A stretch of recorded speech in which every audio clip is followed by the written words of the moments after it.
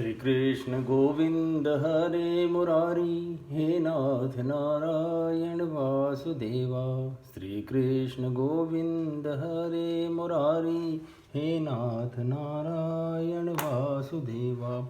हे नाथ नारायण वासुदेवा, हे नाथ नारायण वासुदेवा। श्रीमद्भागवत पुराण दशम स्कंद उत्तरार्ध अथ षष्टितमोध्याय श्री कृष्ण रुक्मणी संवाद। आइए देखते हैं रुक्मणी जी श्री कृष्ण से क्या बातें कर रही हैं।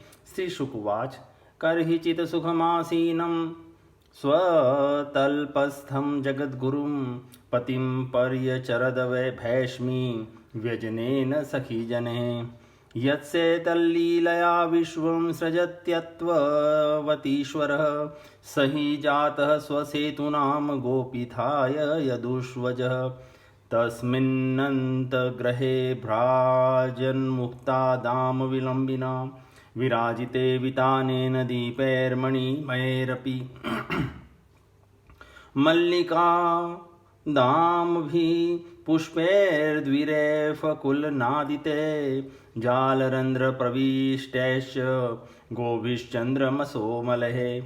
पारिजातवनामो दवायुर्नोध्यानशालिना धूपैर्गुरुजयराजन् जालरन्ध्र विनिर्गते। श्री सुखदेव जी कहते हैं, परीक्षित, एक दिन समस्त जगत के परमपिता और ज्ञानदाता भगवान श्री कृष्ण रुक्मणी जी के पलंग पर आराम से बैठे हुए थे। भीष्मक नंदिनी श्री रुक्मणी जी सखियों के साथ अपने पति देव की सेवा कर रही थी, उन्हें पंखा झल रही थी। परीक्षित, जो सर्वशक्तिमान भगवान खेल खेल में इस जगत की रचना, रक्षा और प्रलय करते हैं, वही अजन्मा प्रभु अपनी बनाई हुई धर्म मर्यादाओं की रक्षा करने के लिए यदुवंशियों में अवतीर्ण हुए हैं। रुक्मणी जी का महल बड़ा ही सुंदर था। उसमें ऐसे ऐसे चंदोवे तने हुए थे जिनमें मोतियों के लड़ियों की झालरें लटक रही थी, मणियों के दीपक जगमगा रहे थे, बेला चमेली के फूल और हार मह महक रहे थे। फूलों पर झुंड के झुंड भौरे गुंजार कर रहे थे। सुंदर सुंदर झरोखों की जालियों में से चंद्रमा की शुभ्र किरणें महल के भीतर छिटक रही थी। उद्यान में पारिजात के उपवन की सुगंध लेकर मंद मंद शीतल वायु चल रही थी। झरोखों की जालियों में से अगर के धूप का धुआं बाहर निकल रहा था। पय फेन निभे शुभ्रे पर्यंके कशीपूतमे उपतस्थे सुखासीनं जगतामीश्वरं पतिं वालव्य जन्मादाय रत्नदंड सखीकरात् तेन विजयती देवी उपासाञ्चक्र ईश्वरम्। सोपाच्युतं क्वणयति मणिनूपुराभ्यां रेजेऽङ्गुलीयवलयव्यजनाग्रहस्ता। वस्त्रान्तगूढकुञ्चकुङ्कुमशोणहार भासा नितम्बधृतया च परार्ध्यकाञ्चया। तामरूपिणीं श्रियं नन्यगतिं निरीक्ष्य या लीलया धृत तनोनुरूपरूपा। प्रीतस्मयन्न कुण्डलनिष्ककण्ठ वक्त्रोल्लसस्मित सुधाम हरिराभ भाषे। ऐसे महल में दूध के फेन के समान कोमल और उज्ज्वल बिछुओं से युक्त सुंदर पलंग पर भगवान श्री कृष्ण बड़े आनंद से विराजमान थे और रुक्मणी जी त्रिलोकी के स्वामी को पति रूप में प्राप्त करके उनकी सेवा कर रही थी। रुक्मणी जी ने अपनी सखी के हाथ से वह चंवर ले लिया जिसमें रत्नों की डांडी लगी थी और परम रूपवती लक्ष्मी रूपिणी देवी रुक्मणी जी उसे डुला डुला कर भगवान की सेवा करने लगी। उनके कर कमलों में जड़ाऊ अंगूठियां, कंगन और चंवर शोभा पा रहे थे। चरणों में मणिजटित पायजेब रुंझुन रुंझुन कर रहे थे। अंचल के नीचे छिपे हुए स्तनों की केसर की लालिमा से हार लाल लाल जान पड़ता था और चमक रहा था। नितंब भाग में बहुमूल्य करधनी की लड़ियां लटक रही थी। इस प्रकार वे भगवान के पास ही रहकर उनकी सेवा में संलग्न थी। रुक्मणी जी की घुंघराली अलकें, कानों के कुंडल और गले के स्वर्णहार अत्यंत विलक्षण थे। उनके मुख चंद्र से मुस्कुराहट की अमृत वर्षा हो रही थी। ये रुक्मणी जी अलौकिक रूप लावण्यवती लक्ष्मी जी ही तो हैं। उन्होंने जब देखा कि भगवान ने लीला के लिए मनुष्य का सा शरीर ग्रहण किया है, तब उन्होंने भी उनके अनुरूप रूप प्रकट कर दिया। भगवान श्री कृष्ण यह देखकर बहुत प्रसन्न हुए कि रुक्मिणी जी मेरे परायण हैं, मेरी अनन्य प्रेयसी हैं। तब उन्होंने बड़े प्रेम से मुस्कुराते हुए उनसे कहा। श्री भगवान उवाच राजपुत्रीप्सिता भूपैर्लोकपाल विभूतिभिः महानुभावे श्रीमद्भिः रूपोदार्य बलोर्जिते तान् प्राप्तानर्थितो हित्वा चेद्यादीन स्वरम दुर्मदान् दत्ता भ्राता स्वपित्रा च कस्मान्नो वव्रशे समान। भगवान श्री कृष्ण ने कहा, राजकुमारी, बड़े बड़े नरपति जिनके पास लोकपालों के समान ऐश्वर्य और संपत्ति है, जो बड़े महानुभाव और श्रीमान हैं तथा सुंदरता, उदारता और बल में भी बहुत आगे बढ़े हुए हैं, तुमसे विवाह करना चाहते थे। तुम्हारे पिता और भाई भी उन्हीं के साथ तुम्हारा विवाह करना चाहते थे। यहाँ तक कि उन्होंने वाग्दान भी कर दिया था। शिशुपाल आदि बड़े बड़े वीरों को जो कामोन्मत्त होकर तुम्हारे याचक बन रहे थे, तुमने छोड़ दिया और मेरे जैसे व्यक्ति को, जो किसी प्रकार तुम्हारे समान नहीं है, अपना पति स्वीकार किया। ऐसा तुमने क्यों किया? राजभ्यो बिभ्यत शुभ्रु समुद्रम शरणं गतान् बलवद्भि कृतद्वेषान् प्रायस्त्यक्त नृपासनान् अस्पष्टवर्मणां पुंसां लोकपथमीयुषाम् आस्थिता पदवीं शुभ्रु प्रायसीदन्ति योषितः निष्किञ्चना वयं शश्वन्निष्किञ्चन जनप्रिया तस्मात् प्रायेण न ह्याढ्या मां भजन्ति सुमध्यमे ययोरात्मसमं वित्तं जन्मेश्वर्याकृतिर्भव तयोर्विवाहो मैत्री च नोत्तमाधमयो क्वचित् वैदर्भे तद्विज्ञाय त्वया दीर्घ समीक्षया व्रता वयं गुणैर्हीना भिक्षुभिः श्लाघिता मुधा अथात्मनोनुरूपं वै भजस्व क्षत्रियर्षभं येन त्वमाशीषः सत्या पिहामूत्र च लप्यसे चैद्यशाल्व जरासन्ध दन्तवक्त्रादयो नृपाः मम द्विषन्ति वामोरु रुक्मी चापि तवाग्रजः तेषां वीर्यदान्धानां दप्तानां स्मयनुत्तये आनीतासि मया भद्रे तेजोपहर्ता सताम् उदासीना वयं नून न स्त्रयपत्यार्थकामुकः आत्मलब्ध्या स्महे पूर्णा गेहयोर्ज्योतिर्क्रिया। सुंदरी, देखो, हम जरासंध आदि राजाओं से डरकर समुद्र की शरण में आ बसे हैं। बड़े बड़े बलवानों से हमने बैर बांध रखा है, प्राय राज सिंहासन के अधिकार से भी वंचित ही हैं। सुंदरी, हम किस मार्ग के अनुयायी हैं, हमारा कौन सा मार्ग है, यह भी लोगों को अच्छी तरह मालूम नहीं है। हम लोग लौकिक व्यवहार का भी ठीक ठीक पालन नहीं करते, अनुनय विनय के द्वारा स्त्रियों को रिझाते भी नहीं। जो स्त्रियां हमारे जैसे पुरुषों का अनुसरण करती हैं, उन्हें प्रायः क्लेश ही क्लेश भोगना पड़ता है। सुंदरी, हम तो सदा के अकिंचन हैं, न तो हमारे पास कभी कुछ था और न रहेगा। ऐसे ही अकिंचन लोगों से हम भी प्रेम करते हैं और वे लोग भी हमसे प्रेम करते हैं। यही कारण है कि अपने को धनी समझने वाले लोग प्रायः हमसे प्रेम नहीं करते, हमारी सेवा नहीं करते।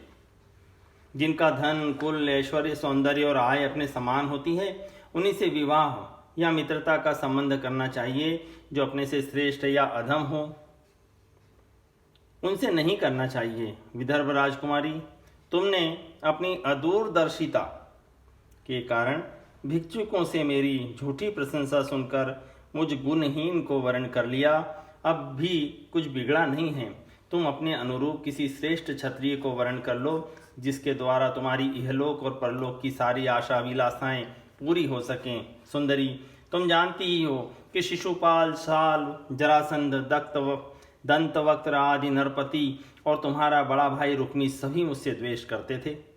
कल्याणी, वे सब बल पौरुष के मत से अंधे हो रहे थे, अपने सामने किसी को कुछ गिनते नहीं थे। उन दुष्टों का मान मर्दन करने के लिए ही मैंने तुम्हारा हरण किया था और कोई कारण नहीं था। निश्चय हम उदासीन हैं, हम स्त्री संतान और धन के लोलुप नहीं हैं, निष्क्रिय और देहज्ञ से संबंध रहित दीप शिखा के समान साक्षी मात्र हैं। हम अपने आत्मा के साक्षात्कार से ही पूर्ण काम हैं, कृतकृत्य हैं। श्री शुकुवाच एतावदुक्त्वा भगवानात्मानं वल्लभामिव मन्यमानाम विश्लेषात् तद्दर्पघ्न उपारमत इति त्रिलोकेशपतेस्तदात्मन प्रियस्य देव्यश्रुत पूर्वं प्रियम् आश्रुत्य भीतारदि जातवे पथुश्चिन्तां दुरन्तां रुदति जगामः पदा सुजान्तेन नखारुणश्रिया भुवं लिखन्त्यश्रुभिरञ्जनासिते आसिञ्चति कुङ्कुमरूषितोस्तनो तस्थावधो मुख्यति दुःखरुद्धवाक् तस्या सुदुःखभयशोकविनष्टबुद्धे हरबुद्धेरहस्ताच्छलत्थद्वलयतो व्यजनं पपात देहश्च विक्लवधियः सैव मुह्यन् रम्भेव वायुविहता प्रविकीर्य केशान् तद्दृष्ट्वा भगवान् कृष्ण प्रियाया प्रेमवन्दनं हास्य प्रौढिमजानन्त्या करुणसोऽन्वकम्पत पर्यङ्कादवरुह्याशु तामुत्थाप्य चतुर्भुज केशान् समुह्य तद्वक्त्रं माम्रजत पद्मपाणिना प्रमज्याश्रुकले नेत्रे स्तनोचोपहतौ शुचा आश्लिष्य बाहुना राजन्नन्य विषयां सती। श्री सुखदेव जी कहते हैं, परीक्षित, भगवान श्री कृष्ण के क्षण भर के लिए भी अलग न होने के कारण रुक्मणी जी को यह अभिमान हो गया था कि मैं इनकी सबसे अधिक प्यारी हूं। इसी गर्व की शांति के लिए इतना कह के भगवान चुप हो गए। परीक्षित, जब रुक्मणी जी ने अपने परम प्रियतम पति त्रिलोकेश्वर भगवान की यह प्रिय वाणी सुनी जो पहले कभी नहीं सुनी थी, तब वे अत्यंत भयभीत हो गई। उनका हृदय धड़कने लगा। वे रोते रोते चिंता के अगाध समुद्र में डूबने उतराने लगी। वे अपने कमल के समान कोमल और नखों की लालिमा से कुछ कुछ लाल प्रतीत होने वाले चरणों से धरती कुरेदने लगी। अंजन से मिले हुए काले काले आंसू केसर से रंगे हुए वक्ष स्थल को धोने लगे।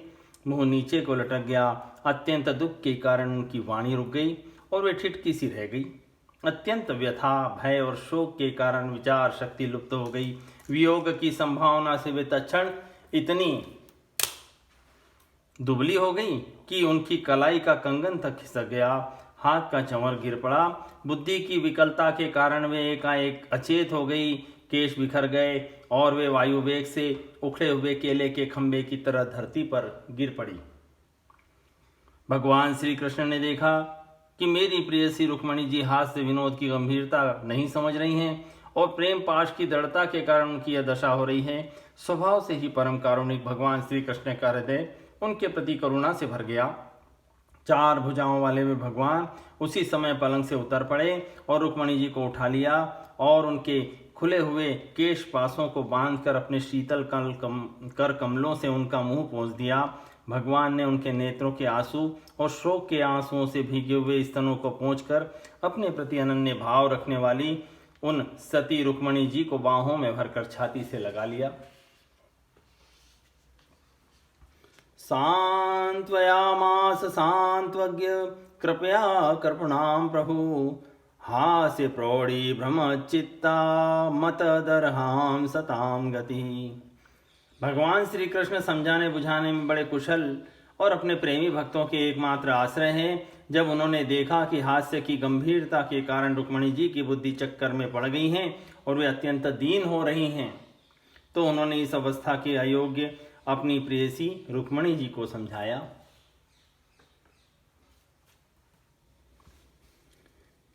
श्री भगवान उवाच मामा वैधर्वसूयेथा जाने त्वां मत्परायणां त्वद्वचः श्रोतु कामेन श्वेल्याचरितमङ्गने मुखं च प्रेम संरम्भ स्फुरिताधरमीक्षितुं कटाक्ष पारुणापाङ्गं सुन्दर भ्रकुटितटम् अयं हि परमो लाभो ग्रहेषु गृहमेधिनां यन्यमैर्नीयते याम प्रियाभिरुभामिनी। भगवान श्री कृष्ण ने कहा, विदर्भ नंदिनी, तुम मुझसे बुरा मत मानना, मुझसे रूठना नहीं। मैं जानता हूँ कि तुम एकमात्र मेरे ही परायण हो। मेरी प्रिय सहचरी, तुम्हारी प्रेम भरी बात सुनने के लिए ही मैंने हंसी हंसी में यह छलना की थी। मैं देखना चाहता था कि मेरे यूं कहने पर तुम्हारे लाल लाल होठ प्रणय कोप से किस प्रकार फड़कने लगते हैं। तुम्हारे कटाक्ष पूर्वक देखने से नेत्रों में कैसी लाली छा जाती है और भौहें चढ़ जाने के कारण तुम्हारा मुख कैसा सुंदर लगता है। मेरी परम प्रिय सुंदरी, घर के काम धंधों में दिन रात लगे रहने वाले गृहस्थों के लिए घर गृहस्थी में इतना ही तो परम लाभ है कि अपनी प्रिय अर्धांगिनी के साथ हास परिहास करते हुए कुछ घड़ियां सुख से बिता ली जाती हैं। श्री शुकुवाच सैवं भगवता राजन वैदर्भी परिसान्विता ज्ञात्वा तत्परिहासोक्तिं प्रिय त्याग भयं जहो बभाष ऋषभं पुंसां वीक्षन्ति भगवन्मुखं सव्रीडहासरुचिरस्निग्धा पांगेन भारत। श्री सुखदेव जी कहते हैं, राजन, जब भगवान श्री कृष्ण ने अपनी प्राण प्रिया को इस प्रकार समझाया बुझाया, तब उन्हें इस बात का विश्वास हो गया कि मेरे प्रियतम ने केवल परिहास में ही ऐसा कहा था। अब उनके हृदय से यह भय जाता रहा कि प्यारे हमें छोड़ देंगे। परीक्षित, अब वे सलज्ज हास्य और प्रेमपूर्ण मधुर चितवन से पुरुष भूषण भगवान श्री कृष्ण का मुखारविंद निरखती हुई उनसे कहने लगी। रुक्मणी उवाच नन्वेव मे तदरविंद विलोचनाः यद वे भवान भगवतो सदृशी विभुम्नः क्व स्वे महिम्न्य भिरतो भगवान स्त्रीधीशः क्वाहम गुण प्रकृतिरज्ञ ग्रहीत पादा। रुक्मणी जी ने कहा, कमल नयन, आपका यह कहना ठीक है कि ऐश्वर्य आदि समस्त गुणों से युक्त अनंत भगवान के अनुरूप मैं नहीं हूँ। आपकी समानता मैं किसी प्रकार नहीं कर सकती। कहाँ तो अपनी अखंड महिमा में स्थित तीनों गुणों के स्वामी तथा ब्रह्मा आदि देवताओं से सेवित आप भगवान, और कहाँ तीनों गुणों के अनुसार स्वभाव रखने वाली गुणमयी प्रकृति मैं, जिसकी सेवा कामनाओं के पीछे भटकने वाले अज्ञानी लोग ही करते हैं।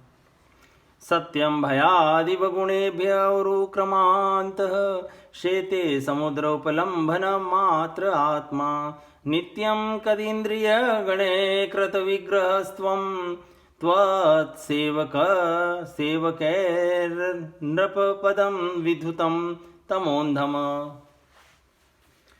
त्वत्पादपद्मं करन्दजुषा मुनीनां वर्त्मा स्फुटं नृप शुभिर्ननु दुर्विभाव्यम् यस्मादलौकिकमिवेहितमीश्वरस्य भूमंस्तवेहितमथोऽनुये भवन्तं निष्किञ्चनो ननु भवान् न यतोऽस्ति किञ्चिद् यस्मै बलिं बलिभुजोऽपि हरन्त्यजाद्यः नत्वा विन्दस्त्य सूत्रपोन्तकमाढ्यतान्धा प्रेष्ठो भवान बलि भुजामपि तेपि तुभ्यम। भला मैं आपके समान कब हो सकती हूँ?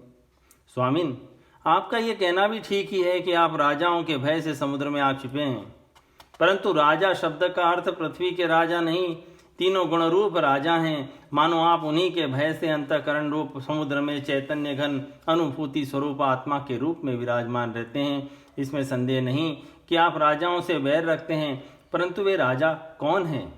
यही अपनी दुष्ट इंद्रियां, इनसे तो आपका वैर है ही। और प्रभु, आप राज सिंहासन से रहित हैं, ये भी ठीक ही है, क्योंकि आपके चरणों की सेवा करने वालों ने भी राजा के पद को घोर अज्ञानांधकार समझकर दूर से ही दुत्कार रखा है। फिर आपके लिए तो कहना ही क्या है। आप कहते हैं हमारा मार्ग स्पष्ट नहीं है और हम लौकिक पुरुषों जैसा आचरण भी नहीं करते। यह बात भी निस्संदेह सत्य है, क्योंकि जो ऋषि मुनि आपके पाद पद्मों की मकरंद सेवन करते हैं उनका मार्ग भी अस्पष्ट रहता है और विषयों में उलझे हुए नर पशु उसका अनुमान भी नहीं लगा सकते। और हे अनंत, आपके मार्ग पर चलने वाले आपके भक्तों की चेष्टाएं भी जब प्राय अलौकिक ही होती हैं, तब समस्त शक्तियों और ऐश्वर्यों के आश्रय आपकी चेष्टाएं अलौकिक हों तो इसमें कहना ही क्या है। आपने अपने को अकिंचन बतलाया है, परंतु आपकी अकिंचनता दरिद्रता नहीं है। इसका अर्थ यह है कि आपके अतिरिक्त और कोई वस्तु न होने के कारण आप ही सब कुछ है। आपके पास रखने के लिए कुछ नहीं है, परंतु जिन ब्रह्मा आदि देवताओं की पूजा सब लोग करते हैं, भेंट देते हैं, वही लोग आपकी पूजा करते रहते हैं। आप उनके प्यारे हैं और वे आपके प्यारे हैं। आपका यह कहना भी सर्वथा उचित है कि धनाढ़ लोग मेरा भजन नहीं करते। जो लोग अपनी धनाढ़ता के अभिमान से अंधे हो रहे हैं और इंद्रियों को तृप्त करने में ही लगे हैं, वे न तो आपका भजन सेवन ही करते और न तो ये जानते हैं कि आप मृत्यु के रूप में उनके सिर पर सवार हैं। त्वं वे समस्त पुरुषार्थमय फलात्मा यद्वांछया सुमतयो विसृजन्ति कृत्सनम् तेषां विभो समुचितो भवतः समाज पुंसः स्त्रियाश्रतयो सुखदुःखिनोर्न त्वं न्यस्तदण्डमुनिभिर्गदितानुभावो आत्मात्मदश्च जगतमिति मे व्रतोऽसि हित्वा भवदभ्रुव उदीरितकालवेग ध्वस्ताशिशोऽब्ज भवनाकपतिन कुतोऽन्ये जाड्यं वचस्तव गदाग्रजयस्तु भूपान् विद्राव्यशारङ्गनिनदेन जहर्थ मां त्वं सिंहो यथा स्वबलिमीश पशून् स्वभागं तेभ्यो भयाद यदुदधिं शरणं प्रपन्नः यद्वाञ्छया नृपशिखामणयोऽङ्गवेन्य जायन्त नाहुष गयादय एकपत्यं राज्यं विसृज्य विविशुर्नमम्बुजाक्ष सीदन्ति तेऽनुपदवीं त इहा स्थितः किम्। जगत में जीव के लिए जितने भी वांछनीय पदार्थ हैं, धर्म अर्थ काम मोक्ष, उन सबके रूप में आप ही प्रकट हैं। आप समस्त वृत्तियों प्रवृत्तियों साधनों सिद्धियों और साध्यों के फलस्वरूप हैं। विचारशील पुरुष आपको प्राप्त करने के लिए सब कुछ छोड़ देते हैं। भगवान, उन्हीं विवेकी पुरुषों का आपके साथ संबंध होना चाहिए जो लोग स्त्री पुरुष के सहवास से प्राप्त होने वाले सुख या दुख के वशीभूत हैं। वे कदापि आपका संबंध प्राप्त करने के योग्य नहीं हैं। यह ठीक है कि भिक्षुकों ने आपकी प्रशंसा की है, परंतु किन भिक्षुकों ने? उन परम शांत सन्यासी महात्माओं ने आपकी महिमा और प्रभाव का वर्णन किया है, जिन्होंने अपराधी से अपराधी व्यक्तियों को भी दंड न देने का निश्चय कर लिया है। मैंने अदूरदर्शिता से नहीं, इस बात को समझते हुए आपको वर्णन किया है कि आप सारे जगत के आत्मा हैं और अपने प्रेमियों को आत्मदान करते हैं। मैंने जानबूझकर उन ब्रह्मा और देवराज इंद्र आदि का भी इसलिए परित्याग कर दिया है कि आपके भवों के इशारे से पैदा होने वाला काल अपने वेग से उनकी आशा अभिलाषाओं पर पानी फेर देता है। फिर दूसरों की शिशुपाल दंतवक्त्र या जरासंध की तो बात ही क्या है। सर्वेश्वर आर्यपुत्र, आपकी यह बात किसी प्रकार युक्ति संगत नहीं मालूम होती कि आप राजाओं से भयभीत होकर समुद्र में आ बसे हैं, क्योंकि आपने केवल अपने शारंग धनुष की टंकार से मेरे विवाह के समय आए हुए समस्त राजाओं को भगाकर अपने चरणों में समर्पित मुझ दासी को उसी प्रकार हरण कर लिया जैसे सिंह अपनी कर्कश ध्वनि से वन पशुओं को भगाकर अपना भाग ले आवे। कमल नयन, आप कैसे कहते हैं जो मेरा अनुसरण करता है उसे प्रायः कष्ट ही उठाना पड़ता है। प्राचीन काल के अंग, पृथु, भरत, ययाति और गय आदि जो बड़े बड़े राजेश्वर अपना अपना एक छत्र साम्राज्य छोड़कर आपको पाने की अभिलाषा से तपस्या करने वन में चले गए थे, वे आपके मार्ग का अनुसरण करने के कारण क्या किसी प्रकार का कष्ट उठा रहे हैं? कान्यं श्रयेत तव पाद सरोज गंध माघ्राय सन्मुखरितं जनतापवर्गं क्षम्यालयं त्वबीगणन्य गुणालयस्य मर्त्या सदोरु भयमर्थ विविक्त दृष्टि तं त्वानुरूपं भजं जगतामधीश मात्मानमत्र च परत्र च कामपूरम् स्मान्मे स्यान्मे तवाङ्घ्रिरणं श्रुतिभिर्भ्रमन्त्या यो वे भजन्त मुपयात्यनृतापवर्गः तस्यास्युर्च्युत नृपा भवतोपदिष्टा स्त्रीणां गृहेषु खर्गोष्वविडालभृत्यः यत्कर्णमूलमणिकर्षणनोपयायाद् युष्मत्कथा मृडविरिञ्च सभासु गीता त्वकश्मश्रूरो मनखकेशपिनमधमन्त मार्सा स्थित रक्त क्रमिविट कफपित्त वातम जीवच्छवं भजति कान्तमतिर्विमूढ़ा याते पदाब्जं करंद्रम जिघ्रति स्त्री। आप कहते हैं कि तुम और किसी राजकुमार का वर्ण कर लो। भगवान, आप समस्त गुणों के एकमात्र आश्रय हैं। बड़े बड़े संत आपके चरण कमलों की सुगंध का बखान करते रहते हैं। उसका आश्रय लेने मात्र से लोग संसार के पाप ताप से मुक्त हो जाते हैं। लक्ष्मी सर्वदा उन्हीं में निवास करती है। फिर आप बतलाइए, अपने स्वार्थ और परमार्थ को भली भांति समझने वाली ऐसी कौन सी स्त्री है जिसे एक बार उन चरण कमलों की सुगंध सूंघने को मिल जाए और फिर वह उसका तिरस्कार करके ऐसे लोगों का वर्ण करें जो सदा मृत्यु, रोग, जन्म, जरा आदि भयों से युक्त है। कोई भी बुद्धिमती स्त्री ऐसा नहीं कर सकती। प्रभु, आप सारे जगत के एकमात्र स्वामी हैं। आप ही इस लोक और परलोक में समस्त आशाओं को पूर्ण करने वाले एवं आत्मा है। मैंने आपको अपने अनुरूप समझकर ही वर्ण किया है।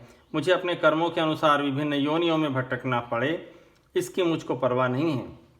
मेरी एकमात्र अभिलाषा यही है कि मैं सदा अपना भजन करने वालों की मिथ्या संसार भ्रम निवृत्त करने वाले तथा उन्हें अपना स्वरूप तक दे डालने वाले आप परमेश्वर के चरणों की शरण में रहूं। अच्युत, शत्रुसूदन, गृहस्थी के व्यापारों में जुटे रहकर कष्ट उठाने वाले, कुत्तों के समान तिरस्कार सहने वाले, बिलाव के समान कृपण और हिंसक तथा कृत दासों के समान स्त्री की सेवा करने वाले शिशुपाल आदि राजा लोग जिन्हें वर्ण करने के लिए आपने मुझे संकेत किया है, उस अभागिनी स्त्री के पति हों जिनके कानों में भगवान शंकर, ब्रह्मा आदि देवेश्वरों की सभा में गाई जाने वाली आपकी लीला कथा ने प्रवेश नहीं किया है। यह मनुष्य का शरीर जीवित होने पर भी मुर्दा ही है। ऊपर से चमड़ी, दाढ़ी, मूछ, रोएं, नख और केशों से ढका हुआ है, परंतु इसके भीतर मांस, हड्डी, खून, कीड़े, मलमूत्र, कफ, पित्त और वायु भरे पड़े हैं। इसे वही मूढ़ स्त्री अपना प्रियतम पति समझकर सेवन करती हैं जिसे कभी आपके चरणारविंद के मकरंद की सुगंध सूंघने को नहीं मिली है।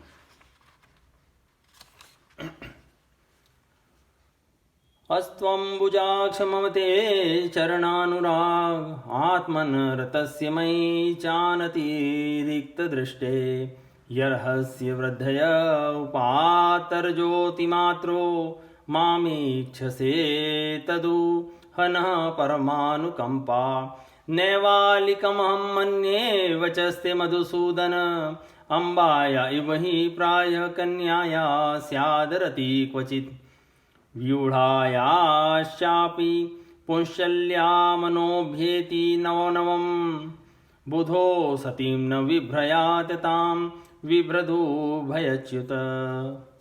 कमल नयन, आप आत्मा राम हैं, मैं सुंदरी अथवा गुणवती हूँ। इन बातों पर आपकी दृष्टि नहीं जाती, अतः आपका उदासीन रहना स्वाभाविक है। फिर भी आपके चरण कमलों में मेरा सुदृढ़ अनुराग हो, यही मेरी अभिलाषा है। जब आप इस संसार की अभिवृद्धि के लिए उत्कट रजोगुण स्वीकार करके मेरी ओर देखते हैं, तब वह भी आपका परम अनुग्रह ही है। मधुसूदन, आपने कहा कि किसी अनुरूप वर को वर्ण कर लो। मैं आपकी इस बात को भी झूठ नहीं मानती, क्योंकि कभी कभी एक पुरुष के द्वारा जीती जाने पर भी काशी नरेश की कन्या अम्बा के समान किसी की दूसरे पुरुष में भी प्रीति रहती है। उल्टा स्त्री का मन तो विवाह हो जाने पर भी नए नए पुरुषों की ओर खींचता रहता है। बुद्धिमान पुरुषों को चाहिए कि वह ऐसी स्त्री को अपने पास न रखे। उसे अपनाने वाला पुरुष लोक और परलोक दोनों खो बैठता है, उभय भ्रष्ट हो जाता है। श्री भगवान उवाच साधव्ये तच्छ्रोतु कामैस्त्वं राजपुत्री प्रलम्बिता मयोदितं यदान्वाथ सर्वं तत्सत्यमेव हि यान यान कामयसे कामान मय्य कामाय भामिनी सन्ति हो कांत भक्तायास्तव कल्याणी नित्यदा उपलब्धं पति प्रेम पातिव्रत्यं च ते नघे यद्याकेशाल्यमानाया न धीर्मय्यपकर्षिता ये मां भजन्ति दाम्पत्ये तपसा व्रतचर्यया कामात्मानोपवर्गेशं मोहिता मम मायया। भगवान श्री कृष्ण ने कहा, साध्वी राजकुमारी, यही बातें सुनने के लिए तो मैंने तुमसे हंसी हंसी में तुम्हारी वंचना की थी, तुम्हें छकाया था। तुमने मेरे वचनों की जैसी व्याख्या की है वह अक्षरशः सत्य है। सुंदरी, तुम मेरी अनन्य प्रेयसी हो, मेरे प्रति तुम्हारा अनन्य प्रेम है। तुम मुझसे जो जो अभिलाषाएं करती हो वे तो तुम्हें सदा सर्वदा प्राप्त ही हैं। और यह बात भी है कि मुझसे की हुई अभिलाषाएं सांसारिक कामनाओं के समान बंधन में डालने वाली नहीं होती, बल्कि वे समस्त कामनाओं से मुक्त कर देती हैं। पुण्यमयी प्रिय, मैंने तुम्हारा पति प्रेम और पातिव्रत्य भी भली भांति देख लिया। मैंने उल्टी सीधी बात कहकर तुम्हें विचलित करना चाहा था, परंतु तुम्हारी बुद्धि मुझसे तनिक भी इधर उधर न हुई। प्रिय, मैं मोक्ष का स्वामी हूँ, लोगों को संसार सागर से पार करता हूँ। जो सकाम पुरुष अनेक प्रकार के व्रत और तपस्या करके दाम्पत्य जीवन के विषय सुख की अभिलाषा से मेरा भजन करते हैं, वे मेरी माया से मोहित हैं। मां प्राप्य मानिन्यपवर्ग संपदं वाञ्छन्ति ये संपदयेव तत्पतिं ते मंदभाग्या निर्येऽपि ये गुणा निर्येऽपि ये नृणां मात्रात्मकत्वान्निरयः सुसंगमः दिष्टया ग्रहेश्वर्य सकृन्मयी त्वया कृतानुवृत्तिर्भवमोचनी खले सुदुष्करासो सुतरां दुराशीषो यशुंभराया निकृतिंजुषं जुषः स्त्रियः न त्वादृशीं प्रणयिनीं गृहिणी ग्रहेषु पश्यामि मानिनी यया स्वविवाह काले प्राप्तान् नृपा नवगणन्यरहो हरो मे प्रस्थापितो द्विज उपसृत्य सत्कथस्य भ्रातुर्विरूपकरणं युधि निर्जितस्य प्रोत्वाह पर्वणिं च तद्वधमक्षगोष्ठ्यां दुःखं समूथं सहो विस्मदयोगभीत्या नैवाब्रवी किमपि तेन वयं जितास्ते दूरस्थयात्मलभने सुविवेक्तमन्त्र प्रस्थापितो मयि चिरायति शून्यमेतत् मत्वा जिहासैद मंगमनन्ययोग्यं तिष्ठेतु त्वयि तत्त्वयि वयं पति नंदयामः। मानिनी प्रिय, मैं मोक्ष तथा संपूर्ण संपदाओं का आश्रय हूँ, अधीश्वर हूँ। मुझ परमात्मा को प्राप्त करके भी जो लोग केवल विषय सुख के साधन संपत्ति की ही अभिलाषा करते हैं, मेरी पराभक्ति नहीं चाहते, वे बड़े मंदभागी हैं, क्योंकि विषय सुख तो नरक में और नरक के ही समान सूकर कुकुर आदि योनियों में भी प्राप्त हो सकते हैं, परंतु उन लोगों का मन तो विषयों में ही लगा रहता है, इसलिए उन्हें नरक में जाना भी अच्छा जान पड़ता है। ग्रहेश्वरी प्राण प्रिय, यह बड़े आनंद की बात है कि तुमने अब तक निरंतर संसार बंधन से मुक्त करने वाली मेरी सेवा की है। दुष्ट पुरुष ऐसा नहीं कर सकते, जिन स्त्रियों का चित्त दूषित कामनाओं से भरा हुआ है और जो अपनी इंद्रियों की तृप्ति में ही लगी रहने के कारण अनेकों प्रकार के छल छंद रचती रहती हैं, उनके लिए तो ऐसा करना और भी कठिन है। मानिनी, मुझे अपने घर भर में तुम्हारे समान प्रेम करने वाली भार्या और कोई दिखाई नहीं देती, क्योंकि जिस समय तुमने मुझे देखा न था, केवल मेरी प्रशंसा सुनी थी, उस समय भी अपने विवाह में आए हुए राजाओं की उपेक्षा करके ब्राह्मण के द्वारा मेरे पास गुप्त संदेश भेजा था। तुम्हारा हरण करते समय मैंने तुम्हारे भाई को युद्ध में जीत कर उसे विरूप कर दिया था, और अनिरुद्ध के विवाह उत्सव में चौसर खेलते समय बलराम जी ने तो उसे मार ही डाला, किंतु हमसे वियोग हो जाने की आशंका से तुमने चुपचाप वह सारा दुख सह लिया, मुझसे एक बात भी नहीं कही। तुम्हारे इस गुण से मैं तुम्हारे वश हो गया हूँ। तुमने मेरी प्राप्ति के लिए दूत के द्वारा अपना गुप्त संदेश भेजा था, परंतु जब तुमने मेरे पहुंचने में कुछ विलंब होता देखा तब तुम्हें यह सारा संसार सूना दिखने लगा। उस समय तुमने अपना यह सर्वांग सुंदर शरीर किसी दूसरे के योग्य न समझकर इसे छोड़ने का संकल्प कर लिया था। तुम्हारा यह प्रेम भाव तुम्हारे ही अंदर रहे, हम इसका बदला नहीं चुका सकते। तुम्हारे इस सर्वोच्च प्रेम भाव का केवल अभिनंदन करते हैं। श्री शुकवाच एवं सौरत संलापैर भगवान जगदीश्वर स्वरतो रमया रेमे नरलोकं विडम्बयन् तथान्यासामपि विभुर्ग्रहेषु गृहवानिव आस्थितो ग्रहमेधियान धर्माल्लोक गुरुर्हरिः। श्री सुखदेव जी कहते हैं, परीक्षित, जगदीश्वर भगवान श्री कृष्ण आत्माराम हैं। वे जब मनुष्यों की सी लीला कर रहे हैं तब उनमें दाम्पत्य प्रेम को बढ़ाने वाले विनोद भरे वार्तालाप भी करते हैं और इस प्रकार लक्ष्मी रूपिणी रुक्मिणी जी के साथ विहार करते हैं।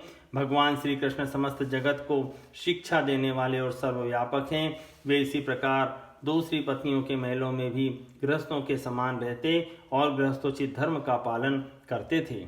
इति श्रीमद्भागवते महापुराणे पारमहंस्यां संहितायां दशम स्कंदे उत्तरार्धे कृष्ण रुक्मिणी संवादो नाम षष्टितमोऽध्याय संपूर्णम्।